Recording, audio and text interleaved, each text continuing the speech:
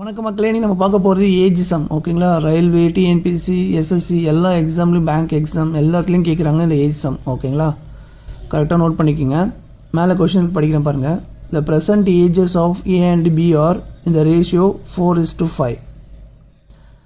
ஓகேங்களா, and after 5 years they will be in the ratio 5:6. the present age of A is அப்படின்னு கேட்டிருக்காங்க. என்னன்னா present age ஏவும் பியும் 4:5 சொல்லிட்டாங்க. 5 வருஷத்துக்கு அப்புறம் ஏ அண்ட் பியோட ரேஷியோ 5:6ன்னு சொல்லியிருக்காங்க. கொஸ்டின் என்ன கேட்டிருக்காங்கன்னா ஏவோட ப்ரெசன்ட் ஏஜ் என்னவாக இருக்குன்னு கேட்குறாங்க 5 வருஷத்துக்கு அப்புறம். ஓகேங்களா, இதுதான் கொஸ்டின். ஓகே, இப்போ நம்ம என்ன பண்ண போகிறோன்னா ப்ரெசன்ட் ஏஜ் எடுத்து எழுதிக்கலாம். 4:5.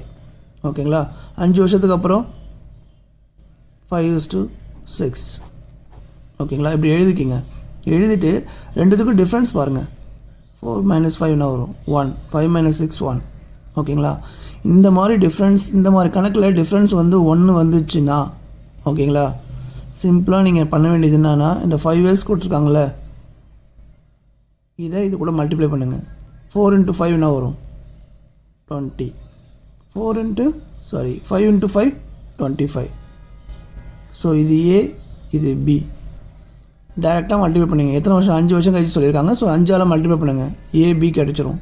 இதுதான் ஏபியோட ப்ரெசன்ட் ஏஜ். கொஸ்டின்லாம் கேட்டிருக்காங்கன்னா இந்த ப்ரெசன்ட் ஏஜ் ஆஃப் ஏ கேட்டிருக்காங்க. So the present age of A is 20. இதுதான் இதோட கரெக்ட் ஆன்சர்.